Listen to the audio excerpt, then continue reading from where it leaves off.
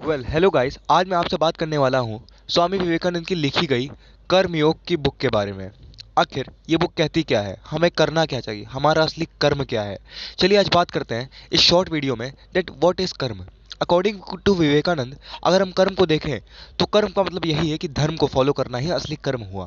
अब धर्म को कैसे फॉलो कर सकते हैं? सबसे बड़ा कर्म तो यही हुआ कि दूसरों की हेल्प करें, इंडीड हेल्प। यानी जो भी कर्म बिना फल की प्राप्ति या बिना फल की इच्छा के किया जाता है उसे हम असली कर्म कहते हैं। फॉर एग्जाम्पल, अगर कभी आप किसी पुअर को हेल्प करते हो और बदले में ये चाहते हो कि भगवान आपको बहुत ज़्यादा हेल्प करें, तो फिर ये बिजनेस हुआ। लेकिन वही चीज़ आप अगर पुअर को हेल्प करके ये कहते हो कि इस पुअर के लिए कुछ अच्छा कर दो, तो वो सेक्रीफाइस हुआ। ऐसे में बड़ा कौन है, सेक्रीफाइस करने वाला या फिर बिजनेस करने वाला? ऑब्वियसली सेक्रीफाइस करने वाला बहुत बड़ा हुआ। अब इसी से रिलेटेड मैं एक शॉर्ट स्टोरी बताने जा रहा हूँ जिसमें मैं आपको ये बताऊंगा कि सारे कर्म इक्वल कैसे हैं। सारे कर्म ही इक्वल हैं, बट उनके अलग अलग तरीके होते हैं। फॉर एग्जाम्पल, एक बार क्या हुआ, एक राजा ने सन्यासी से पूछा कि भाई कर्म कौन करता है अच्छा, तुम करते हो या मैं करता हूँ? तुम तो जाते हो और भगवान की सेवा में लगते हो, या फिर दुनिया से सन्यास ले चुके हो, अब तुम कर्म क्या कर रहे हो? सन्यासी ने इस पर कोई जवाब नहीं दिया। वही चीज उसने सेम राजा से पूछी। राजा ने जवाब दिया कि मैं तो अपनी सभा के लिए काम करता हूँ, मैं तो बहुत अच्छा कर्म करता हूँ, मैं तो ये करता हूँ, मैं तो वो करता हूँ। सन्यासी ने कहा, चलो ठीक है, आओ तो मैं दिखाता हूँ कि असली कर्म क्या होता है।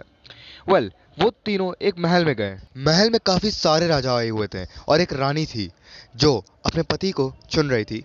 अब उस राजा में कौन कौन सबसे बड़ा था उसी पे डिसाइड हो रहा था। बहुत लोगों ने अपनी बड़ाई की, बट फिर रानी को कोई पसंद नहीं आया। एट लास्ट हुआ क्या कि वहाँ पे एक सन्यासी भी था जो बहुत ही ज़्यादा सुंदर था।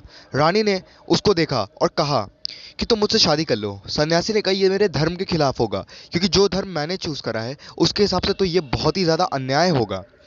फिर क्या हुआ कि सन्यासी ने वो जगह छोड़ दी। अब रानी उसके पीछा करते करते चली गई। वो एक जंगल में पहुंचे। राजा और सन्यासी भी उसका पीछा कर रहे थे। फिर क्या हुआ, सन्यासी तो किसी जंगल में चला गया, लेकिन फिर रानी क्या हुआ, उसी जंगल में फंस गई।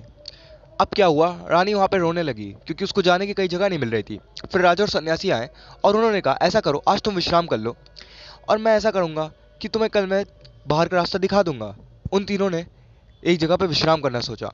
वो लोग एक पेड़ के नीचे विश्राम करने लगे। फिर क्या हुआ, उसी पेड़ के नीचे तीन चिड़िया थी। तीनों ने उन तीनों को देखा।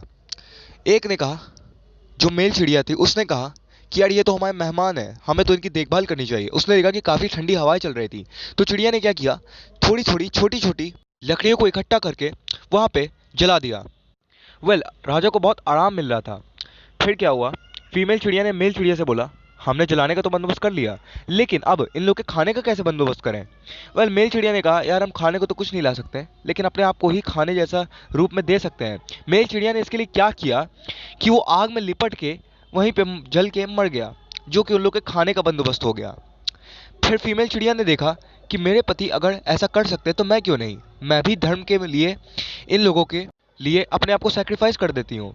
और वो भी ऐसा ही की, उसने आग में लिपट के अपने आप को एज अ दान दे दिया। फिलहाल उनका एक बच्चा भी देख रहा था ऐसा। उसने क्या किया, अगर मेरे माता पिता धर्म का पालन करते हैं तो मुझे क्यों नहीं करना चाहिए? उसने भी ऐसा करके अपने आप को सैक्रिफाइस कर दिया। अब इससे हमें क्या नोटिस किया? इससे हमने ये नोटिस किया कि धर्म सबके लिए समान है, लेकिन अलग अलग तरीके से है। लेकिन असली धर्म वही है जो अपने आप को सैक्रिफाइस करके देता है। यहाँ पे किसी रिलीजन की हेट नहीं है, ये तो ह्यूमंस का ही धर्म है। ह्यूमंस का असली धर्म है बिना फल की चिंता किए कर्म करना। यही स्वयं भगवान कृष्ण ने कहा था अर्जुन से, दैट अर्जुन तुम कर्म करो और फल की चिंता मुझ पे छोड़ दो। फल की इच्छा किए बिना कर्म ही असली कर्म होता है। गाइस, कैसे लगे आज की वीडियो कमेंट में ज़रूर बताइएगा और चैनल को सब्सक्राइब करिएगा। और अभी नेक्स्ट वीडियो आने वाली है स्वामी विवेकानंद के बाकी योगों पे। मैं चारों योगों यानी जो भक्ति योग, राजयोग, ज्ञान योग को डिस्कस करने वाला हूँ। कर्म योग को तो मैंने पहले ही डिस्कस कर लिया है, लेकिन अब मैं इन तीनों योगों को डिस्कस करूंगा। बने रहिए हमारे साथ राजयोग का एपिसोड देखने के लिए। थैंक यू दोस्तों।